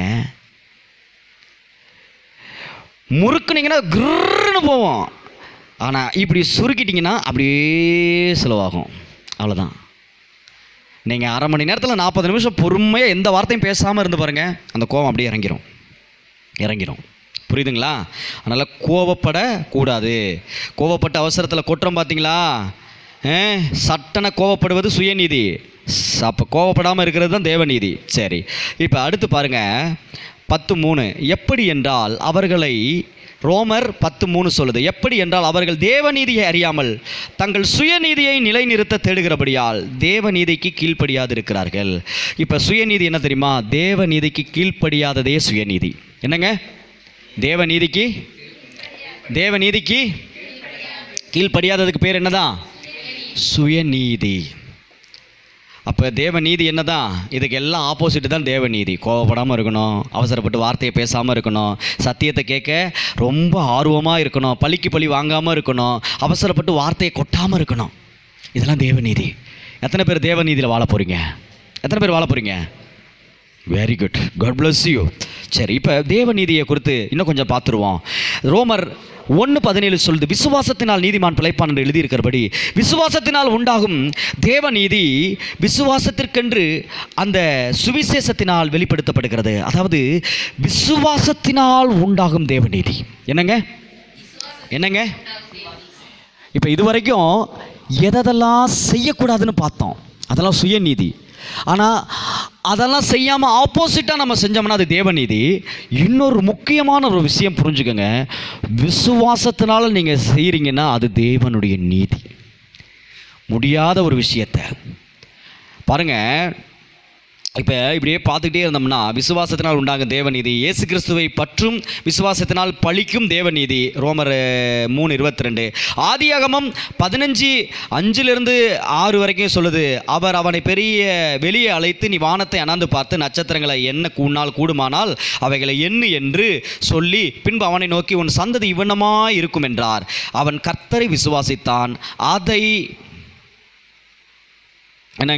கர்த்தரை விசுவாசித்தான், அதை அவர் அவனுக்கு நீதியாக எண்ணினார். இது ஆதியாகமம் 15:5-6. நோட் பண்ணிக்கங்க. பைபிள் வச்சுருக்கவங்க பைபிள் கொண்டு வாங்க, நோட்டு கொண்டு வாங்க, பேனா கொண்டு வாங்க, நோட் பண்ணுங்க. நோட் பண்ணி அப்படியே போய் பத்திரமா மூடி வச்சுட்டு அடுத்த வாரம் எடுத்துகிட்டு வராதிங்க. கொண்டு போய் வீட்டில் நேரம் கிடைக்கும்போது என்ன பண்ணுங்க? உட்காந்து தியானம் பண்ணுங்க. பிரைஸ் லார்ட் சொல்லுங்களேன். அப்போ ஆதியாகமம் 15:5-6 வரைக்கும் என்ன சொல்லுதுன்னா, ஆண்டவர் என்ன பண்ணுறாரு? இவனுக்கு குழந்தை இல்லை. யாருக்கு? ஆபிரகாமுக்கு குழந்தை இல்லை. என்ன இல்லை? குழந்தை இல்லைங்க. நல்லா கவனிங்க. ஆபிரகாமுக்கு குழந்தை இல்லை. இப்போ குழந்தை இல்லை அப்படிங்கும் பொழுது 70-75 வயசில் வாக்குத்தத்தம் கொடுக்குறாரு. அவருக்கு 90 வயசு 97 வயசு ஆயிடுச்சு. 90 வயசு ஆகுது. இப்போ அவன் ஒரே நம்பிக்கையோடு இருக்கிறான். நல்லா கவனிங்க. இப்போ ஆண்டவர் என்ன பண்ணுறாரு? அவன் விசுவாசத்தை பெருக்கிறாரு. தம்பி கொஞ்சம் வெளியில் வா, ஆபிரகாம் கொஞ்சம் வெளியில் வா, கூட்டிகிட்டு வர்றாரு. கூட்டிகிட்டு வந்து வானத்தை அண்ணாந்து பாருங்கிறாரு. அப்படியே நட்சத்திரமாக தெரியுது. நட்சத்திரம் எப்போ தெரியும்? இப்போ எப்போ டிஸ்கஷன் நடக்குது? நைட்டில். இப்போ ஆபிரகாமை கூப்பிட்டு, எப்பா நட்சத்திரத்தை பார்த்தியா? உன்னால் என்ன முடிஞ்சா என்ன அப்படிங்கிறாரு. நட்சத்திரத்தை என்ன முடியுமா? என்ன கூடுமானால் என்ன என்று சொன்னார். உன்னால் என்ன முடியாதுல்ல? இவ்வண்ணமாய் உன் சந்ததி இருக்கும். 70 வயசுக்கு அப்பா 70 வயசில் அவனுக்கு வாக்குத்தத்தம் கொடுத்தாரு. குழந்தையே பிறக்கலை. அவனுக்கு 100 வயசில் தான் குழந்தையே பிறந்துச்சு. இதுக்கு இடையில இந்த சம்பவம் நடக்குது. ஒரு குழந்தை இல்லை. 70 வயசில் வாக்குத்தத்தம் ஆண்டவர் கொடுத்துட்டு போயிட்டாரு. ஆனாலும் குழந்தை இல்லை.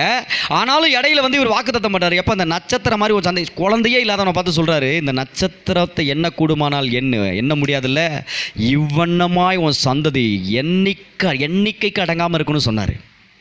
அவன் என்ன பண்ணான் தெரியுமா? நீங்களாக இருந்தால் நம்புவீங்க? போங்க ஆண்டவர், 70 வயசில் சொன்னீங்க, 90 வயசு ஆகும்போது இன்னமும் ஒரு பிள்ளை, ஒரு புழு பூச்சை கடை காணாம். புள்ள இருக்கட்டும், ஒரு புழு பூச்சையே காணாம். மறுபடியும் வந்து சொல்கிறாரு, இப்போ தான் வானத்தை அண்ணாந்து பாரு, நட்சத்திரத்தை பாரு.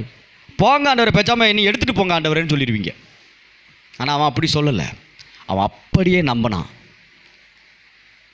அவன் வாழ்க்கையை எப்படி இருந்திருக்கு யோசனை. குழந்தை இல்லாமல் அவனுக்கு எத்தனை கேள்விகள், எத்தனை அவமானங்கள், எத்தனை வருத்தங்கள். அது குழந்தைக்கு மட்டும் அடையாளம் கிடையாது. உங்கள் வாழ்க்கையில் இப்போ இருக்கிற பிரச்சனையை நீங்கள் பெருசாக பார்த்துக்கிட்டு இருக்கீங்க. இதெல்லாம் ஒரு வாழ்க்கையா, இதெல்லாம் ஒரு பொழப்பா, இது இது இது இது இதுன்னு சொல்லி மைனஸை, வாழ்க்கை சூழ்நிலையை நினச்சி நினச்சி நினச்சி நீங்கள் ரொம்ப ரொம்ப ரொம்ப ரொம்ப சோர்ந்து போயிருக்கிறீங்க. ஆண்டவர் இருக்காராங்கிற கேள்வியே உங்களுக்கு வந்துருச்சு. உண்மையிலே ஆண்டவர் இருக்காரான்னு அவன் லைஃப்பை நினச்சி பார்த்தீங்களா? அந்த நேரத்தில் விசுவாசிக்கிறான். இந்த மாதிரி நேரத்தில் தான் விசுவாசத்தில் உறுதியாக இருக்கணும். என் ஆண்டவருடைய சத்தத்தை நான் ஒவ்வொரு நாளும் கேட்டுக்கொண்டு இருக்கிறேன். என் ஆண்டவருடைய சத்தத்தை வார வாரம் நான் கேட்டுக்கொண்டு இருக்கிறேன். ஒவ்வொரு நாளும் என்னோடு இடைப்பட்டு கொண்டு இருக்கிறார். ஒரு நாள் என் ஆண்டவர் சொன்னது நிறைவேறும். அதில் உறுதியாக இருக்கணும். புலம்பக்கூடாது, பயப்படக்கூடாது, சோர்ந்து போகக்கூடாது, உட்காந்து ஒரு மூலையில் உட்காந்து அழக்கூடாது. என் ஆண்டவர் சொல்லிட்டாரு, நான் மரித்தாலும் பிழைப்பேன், என்னை எழுப்பியாவது என்னை வாழ வைப்பாரா என் ஆண்டவர். அதுதான் விசுவாசம், அதுதான் தேவ நீதி. அங்கே தான் வசனம் என்ன சொல்லுது பார்த்தீங்களா? அது அவனுக்கு தேவ நீதியாக எண்ணப்பட்டது. விசுவாசத்திலேயே வாழணும். சூழ்நிலையை பார்த்தே வாழக்கூடாது, பிரச்சனையை பார்த்தே வாழக்கூடாது. என்ன வேணாலும் நடக்கட்டும். நான் தான் மறுபடியும் சொல்கிறேன்ல, உங்களுக்கு சொப்பனை வந்தாலும் சரி, உங்கள் சொந்தக்காரர் ஏதாவது சொன்னாலும் சரி, யாரோ ஒரு ஆஃபீஸர் சொன்னாலும் சரி, முதலமைச்சரே சொன்னாலும் சரி, பிரதமரே சொன்னாலும் சரி, நீங்கள் எதை நம்பணும்னா தேவனுடைய வார்த்தையை தான் நம்பணும். தேவனுடைய நம்புறீங்களா? நம்புறீங்க? நம்புறீங்க? இது வரைக்கும் அப்படியா நம்புனீங்க? நீதியின் மேல் பசிதாகம் உள்ளவர்கள் பாக்கியவான்கள், திருப்தி அடைவார்கள். திருப்தினா என்ன? திருப்தினா என்ன? வயிறு நிறைஞ்சா போதும், தொண்டை வரைக்கும் சாப்பிட்டா திருப்தி. எதுக்களிக்கிற அளவுக்கு திம்பம் பார்த்துறீங்களா? சில சாப்பாடெல்லாம் சாப்பிட மாட்டாங்க, பிடிச்சா சாப்பிடுவீங்கள்ல. ஆமாம், அப்போ அதான் திருப்தி. அது போல நம்ம லைஃப் திருப்திகரமாக இருக்குன்னு கர்த்தர் சொல்கிறார். ஹல்லேலூயா. நீதியின் மேலே பசி தாகமாக இருங்க. நீதியின் மேலே அதான். இப்போ நீதினா என்னன்னு பார்த்துட்டே வந்தோம்ல, இப்போ அதெல்லாம் மறந்துடாதீங்க. பசி தாகம்னா என்ன? அதை கை கொள்றதுல ஆர்வமாக இருங்க. நான் கோவப்படக்கூடாது, அவசரப்பட்டு வார்த்தையை விட்டுறக்கூடாது, அதில் ரொம்ப கவனமாக இருங்க. அடுத்து இன்னொரு காரியம் என்ன அப்படின்னா, விசுவாசத்தில் ரொம்ப உறுதியாக இருங்க. என்ன வேணாலும் நடக்கட்டும் வாழ்க்கையில். கேரக்டரும் சரியாக இருக்கணும். என்னங்க? ஹலோ, கேரக்டரும் சரியாக இருக்கணும், விசுவாசமும் உறுதியாக இருக்கணும். உங்கள் சுபாவமும் தேவனுக்கு பிரியமாக இருக்கணும், உங்கள் விசுவாசமும் தேவன் மேலே உறுதியாக இருக்கணும். இதுதான் நீதியின் மேல் நீங்கள் பசியாக இருக்கிறது. சரிங்களா? ஆவியில் எளிமையாக இருக்கிறதுனா என்னன்னு பார்த்தோம், யாருக்கிட்டையும் போட்டி போடக்கூடாது. அடுத்து துயரப்படுகிறது என்னன்னு பார்த்தோம், யாரையும் காயப்படுத்தக்கூடாது. அடுத்து சாந்த குணத்தை பற்றி என்ன பார்த்தோம், யாரையும் கோபப்படுத்தக்கூடாது. இப்போ நீதியின் மேல் பசிதாகம்னா என்ன அப்படின்னா, நான் என் ஆண்டவர் சொல்கிறபடி விரும்புகிறபடி நான் நடப்பேன். அவசரப்பட்டு நான் எதையும் வார்த்தையை விடாமல் நான் விசுவாசத்தில் உறுதியாக இருப்பேன். என்னங்க? விசுவாசத்தில் உறுதியாக இருக்கிறதுக்கு பேர் தான் நீதியின் மேல் பசிதாகமாக இருக்கிறது. விசுவாசத்தில் உறுதியாக இருங்க. ஏன்னா விசுவாசத்தில் உறுதியாக இருக்கிறதுனா என்ன? ஆண்டவர் என்னை ஆசீர்வதிப்பேன்னு சொல்லிட்டாரு, அதுக்காண்டி நாலா பக்கம் கடனை வாங்கி வைக்கலாமா? ஆண்டவர் தான் எனக்கு பணம் கொடுக்குறாரு, லட்சம் லட்சம் தரேன்னு சொல்லிட்டாரு. நான் உன்னை ஆசீர்வதித்து உன் களஞ்சியங்கள் நிரம்பும், பூரணமாய் நிரம்பும். வாக்குத்தத்தம் கொடுத்துட்றா, போடுறா, லோனை போடுறா. ஒரு 10 லட்சம் லோனை போடு, ஒரு 50 லட்சம் லோனை போடு. இது விசுவாசம் கிடையாது. சொல்ல புரியுதா? நான் நடுத்தரில் நின்னாலும் சரி, நான் வார்த்தைக்கும் கீழ்ப்படிவேன், விசுவாசத்தில் உறுதியாக இருப்பேன். இப்படி தான் இருக்கணும். பிரைஸ் லார்ட் சொல்லுங்களேன். பிரைஸ் லார்ட் சொல்லுங்களேன். நீங்கள் இதே என்கிட்ட பர்சனலாக பேசுனீங்கன்னா நான் இப்படி சொல்ல மாட்டேன் ஆலோசனை. நான் ஒரு மனுஷனாக உங்களுக்கு ஆலோசனை, சரி பரவாயில்ல, வேறு வழி இல்லை, சரி கடன் வாங்குறீங்க வாங்குங்கன்னு தான் சொல்லணும். சத்தியத்தை பேசும்போது தான் சத்தியமே என்னால் பேச முடியும். இதை கேட்டு தான் நீங்கள் கீழ்ப்படியணும். தனிப்பட்ட முறையில் ஹலோ பிரதர், பிரைஸ் லார்ட், சோத்திரம் பாஸ்டர் அப்படி கேட்டிங்கன்னா நான் மனுஷிகமாக பேசுவேன். அப்புறம் பாஸ்டர் சொன்னார்னு என்கிட்ட என்ன பண்ணக்கூடாது, சண்டைக்கு வந்துடக்கூடாது சொல்லிட்டேன். சத்தியத்தை கேளுங்க, சத்தியம் உங்கள் விடுதலையாக்கும். இங்கேருந்து புறப்படுகிற வார்த்தை, ஒவ்வொரு நாளும் உங்கள் வீடு தேடி வருகிற வார்த்தை, அதுக்கு கீழ்ப்படியுங்க, அதை அப்படியே செய்யுங்க, அப்பட்டமாக நம்புங்க. சரிங்களா? விசுவாசங்கிறதுக்காக நம்ம என்ன பண்ணிருக்கோம், விசுவாசத்தில் எதை வேணாலும் செஞ்சிடக்கூடாது. விசுவாசங்கிறதுக்காக நம்ம என்ன பண்ணக்கூடாது, வார்த்தையை மீறி ஒரு விஷயத்தை செஞ்சிடக்கூடாது. வசனம் சொல்லுது கடன் வாங்காதீங்கன்னு சொல்லுது, வசனத்தையும் கை கொள்ளணும், ஆனால் விசுவாசத்திலையும் உறுதியாக நிற்கணும். நான் சொல்கிறது புரியுதுங்களா? புரியுதுங்களா? சொல்கிறது புரியுதுங்களா?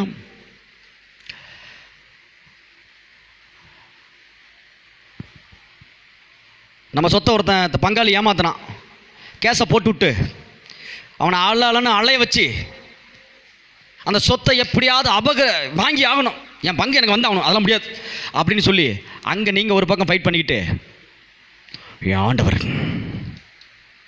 என் சொத்தை எனக்கு மீட்டு கொடுப்பாரு அப்படி சொன்ன நியாயம் இருக்கா? சொல்லுங்கள் பார்க்கலாம். இந்த சொத்தை வாங்குறதுக்கு இன்னும் உங்களுக்கு புரிகிற மாதிரி சொல்கிறேன். கோர்ட்டில் கேஸ் போடுறது ஒரு பக்கம் இருக்கட்டும், சில பேர் என்ன தெரியுமா பண்ணுவான், அந்த சொத்துக்கு நானே அனுபவிக்கணும்னு சொல்லிட்டு என்ன பண்ணுவான், போய் செய்வனை வச்சுருவான். பார்த்துருக்கீங்களா? இன்றைக்கி சொத்துக்காக நிறைய செய்வனை வைக்கிறாங்க. அந்த சொத்தை ஆட்டையை போடுறதுக்கு செய்வனை வச்சுட்டு இப்போ ஆண்டவர்கிட்ட இவங்க விசுவாசமாக இருக்காங்க. ஆண்டவரே வைக்க போனது செய்வனை, விசுவாசம் ஆண்டவர்கிட்ட, வார்த்தையை கைகொள்ள விசுவாசம் இருந்து அங்கே ஒன்றும் பிரயோஜனம் இல்லை. வார்த்தையையும் கைகொள்ள வேண்டும், விசுவாசத்திலும் உறுதியாக இருக்க வேண்டும். இதுதான் நீதியின் மேல் பசிதாகமாக இருக்கிறதுக்கு அர்த்தம். இதை மறந்துடாதீங்க. நாலாவது வார்த்தை நீதியின் மேல் பசிதாகமாக இருக்கிறதுனா என்ன? வார்த்தையையும் கைகொள்ள வேண்டும், விசுவாசத்திலையும் உறுதியாக இருக்க வேண்டும். நான் மறந்துடுவேன், நீங்கள் எனக்கு ஞாபகப்படுத்துங்க. ஆமாம், சொல்லுங்கள். எனக்கு எல்லாம் ஞாபகமாக இருக்குது. சொல்லுங்கள். இன்றைக்கி கேட்ட சத்தியம் எனக்கு ஞாபகத்தில் இருக்குது. சொல்லுங்கள். ஆமாம், ஞாபகத்தில் இருக்குது. அது ஆள் மனதில் அப்படியே பதிய விடுங்க. யாருக்காவது போய் சொல்லி கொடுங்க. கேட்குற சத்தியத்தை மற்றவங்களும் சொல்லி கொடுத்தா அவங்க மனசில் பதிஞ்சிரும், தெரியுமா? யாருக்காவது நீங்கள் டீச்சராக மாறிக்கிங்க. நீங்கள் சொன்னீங்கன்னா, என்னடா இவங்க வித்தியாசமாக பேசுகிறாங்களே, அவங்க வந்துடுவாங்க சர்ச்சுக்கு. நல்லது தானே சொல்லிக் கொடுவாங்க. நாம தாண்டா மதம் மாத்திரம் தப்பாக நினச்சிட்டு இருக்கோம். அங்கே நல்லது தாண்டா சொல்லிக் கொடுக்குறோம். அவங்களுக்கு அப்போ தான் புரியுதுங்களா? அங்கே போயிட்டு நீ நீ நீ கும்புறதெல்லாம் சாமி இல்லை, இதெல்லாம் உன்னை சொல்ல சொன்னிச்சா? இப்படி தான் வம்பு எடுத்துகிட்டு வராங்க தேவையில்லாமல். இவங்க வெளியில் போய் வம்பு எடுத்து வந்துட்டு நடக்கிற சர்ச்சை பூட்டி விட்டு போயிடுறாங்க. Praise the Lord. ஆண்டவர் எல்லாத்தையும் நேசிக்க சொல்கிறாரு. அவங்ககிட்ட போயிட்டு அது சரியில்லை. நீ சொல்ல வேண்டியதை சொல்லு. நீ நல்லா இருப்ப, நீ சூப்பராக இருப்ப, உன் வாழ்க்கை நல்லா இருக்கும், கோவப்படாத. நீ கோவப்படாமல் இருந்தால் உனக்கு இவ்வளோ லாபம் இருக்குது, அவசரப்பட்டு வார்த்தையை கொட்டாத, இதெல்லாம் சொல்லி பாருங்க. பேச்சாமல் சத்தம் போடாமல் கேட்பாங்க. என்ன இதை சொல்லிக் கொடுக்க ஆள் கிடையாது. ஹல்லேலூயா. சொல்லுங்கள். நீங்கள் சொன்னீங்கன்னா உங்களுக்கு பதியும். சரிங்களா? பிரைஸ் தி லார்ட் சொல்லுங்களேன். அதனால் மறந்துடாதீங்க, கர்த்தர் நல்லவராக நம்மோடு இருக்கிறார். ஆமென். ஆமாம், இந்த வாரம் இப்போ இன்றைக்கி காலையில் இன்றைக்கி செய்தி போட்டேன், கேட்காதவங்க கேட்டுருங்க. டெய்லியும் சத்தியத்தை கேட்கணும். நான் மறுபடியும் மீண்டும் படித்து சொல்கிறேன். டெய்லி சத்தியத்தை கேளுங்க. பிரைஸ் தி லார்ட் சொல்லுங்களேன். அதனால் இன்றைக்கி கேட்ட சத்தியத்தில் என்னென்ன சொல்லுங்கள், நீங்கள் என்ன ஞாபகம் வச்சுருக்கீங்கன்னு நான் தெரிஞ்சுக்கிறேன். ஃபஸ்ட்டு என்ன சொன்னேன்? உங்கள் ஞாபகத்தை சோதித்து பார்க்குறேன். ஃபஸ்ட்டு என்ன சொன்னேன்? சுயநீதி. அதான் என்ன? நீங்கள் ஒரு தலைப்பெல்லாம் சொல்ல வேணாம், அப்படி சொல்லுங்கள். என்னங்க? பழிக்கு பழி சொல்லுங்கள். நான் யாரையும் பழிக்கு பழி வாங்க மாட்டேன். அடுத்து என்ன சொன்னேன்? சத்தியத்தை கேட்குறதுல நான் தீவிரமாக இருப்பேன். சொல்லுங்கள்.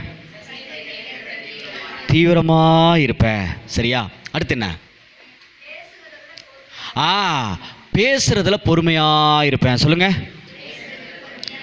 அடுத்து என்ன சொல்லி கொடுத்தேன்? கோவப்படுறதுல தாமதமாக இருப்பேன். அதாவது நான் கோவப்பட மாட்டேன். சொல்லுங்கள். அடுத்து என்ன சொல்லி கொடுத்தேன்? இல்லை, இடையில இன்னொன்று சொல்லி கொடுத்தேனே. கோவப்படுறதுக்கு தாமதம். அடுத்து என்ன சொல்லி கொடுத்தேன்? அவசரப்பட்டு வார்த்தைகளை கொட்டிடக்கூடாது. சொல்லியாச்சோ? சரி, அப்போ கடைசியாக என்ன பார்த்தோம்? விசுவாசம். சொல்லுங்கள். விசுவாசத்தில் உறுதியாக இருக்கணும். சரி, இதெல்லாம் சேர்த்து ஒரே வார்த்தையில் சொல்லி கொடுத்தேன். அது என்ன வார்த்தை? அதை சொல்லுங்கள். இனிமேல் வாரம் ஒரு 10 நிமிஷம் ஒதுக்கி டெஸ்ட் வச்சிடலான் இருக்கேன். சொல்லுங்கள். அதை சுருக்கமாக சொல்லலை. இப்போ போட்டி போடக்கூடாது, முதல் கலாச்சாரம். 2வது கலாச்சாரம் காயப்படுத்தக்கூடாது, 3வது கலாச்சாரம் கோபப்படுத்தக்கூடாது, 4வது கலாச்சாரம் என்ன சொல்லி கொடுத்தேன்? வார்த்தையையும் கைகொள்ள வேண்டும், விசுவாசத்திலேயும் உறுதியாக இருக்க வேண்டும். இது ரெண்டையும் ஃபாலோ பண்ணணும். சில பேர் வார்த்தையை கைகொள்ள மாட்டாங்க, விசுவாசத்தில் உறுதியாக இருப்பாங்க. சில பேர் வார்த்தையை கைகொள்வாங்க, விசுவாசம் இல்லாமல் வாழ்வாங்க. அப்படி நாம் இருக்கக்கூடாது. ரெண்டுலேயும் பேலன்ஸ் பண்ணி வாழணும். புரியுதுங்களா? ஆமாம். போட்டோ எடுக்கும்போது 2 கண்ணும் ஒரே மாதிரி தெரிஞ்சால் தான் அழகாக இருக்கும். ஒரு கண்ணை டயங்கன்னு இப்படி அடிச்சுட்டு நல்லா இருக்குமா போட்டா? புரியுதுங்களா இல்லைங்களா? அதுபோல் நம்ம நீதியின் மேலே பசிதாகமாக இருக்கணுங்கிறது எப்போவுமே வார்த்தையையும் கைகொள்ள வேண்டும், விசுவாசத்திலும் உறுதியாக இருக்க வேண்டும். இதுதான் நீதியின் மேல் பசி தாகமாக இருக்கிறதுக்கு அர்த்தம். ஹல்லேலூயா சொல்லுங்களேன். ஏன்னா விசுவாசத்தை பிடிச்சிட்டு சில பேர் வார்த்தையை விட்டுருவாங்க, கைகொள்ளாமல் விட்டுருவாங்க. சில பேர் வார்த்தையை பிடிச்சிக்கிட்டு விசுவாசத்தை விட்டுருவாங்க. ரெண்டுலேயுமே பேலன்ஸ்டாக நாம் இருக்கணும். Praise the Lord. அதனால் இந்த 4வது கலாச்சாரம் சொல்லுங்கள், நான் வார்த்தையை கைக்கொள்வேன். எல்லாரும் அப்படியே கண்ணை மூடி அப்படியே சொல்லுங்கள், நான் வார்த்தையை கைக்கொள்வேன், விசுவாசத்தில் உறுதியாக இருப்பேன். ஆமென் சொல்லுங்கள், நான் வார்த்தையை கைக்கொள்வேன், விசுவாசத்தில் உறுதியாக இருப்பேன். என் ஆத்துமாவே கர்த்தரை ஸ்தோத்தரி, என் முழு உள்ளமே அவருடைய பரிசுத்த நாமத்தை ஸ்தோத்தரி. என் ஆத்துமாவே கர்த்தரை ஸ்தோத்தரி, கர்த்தர் செய்த சகல உபகாரங்களையும் மறவாதே. ஆமென். நம்முடைய கர்த்தராகிய இயேசு கிறிஸ்துவினால் ஜெயம் கொடுத்த தேவனுக்கு, நம்முடைய கர்த்தராகிய இயேசு கிறிஸ்துவினால் ஜெயம் கொடுத்த தேவனுக்கு, நம்முடைய கர்த்தராகிய இயேசு கிறிஸ்துவினால் ஜெயம் கொடுத்த தேவனுக்கு ஸ்தோத்திரம், ஸ்தோத்திரம், ஸ்தோத்திரம், ஸ்தோத்திரம், ஸ்தோத்திரம், ஸ்தோத்திரம், ஸ்தோத்திரம், ஸ்தோத்திரம், ஸ்தோத்திரம், ஸ்தோத்திரம், ஸ்தோத்திரம், ஸ்தோத்திரம். ஆண்டவரே ஸ்தோத்திரம்.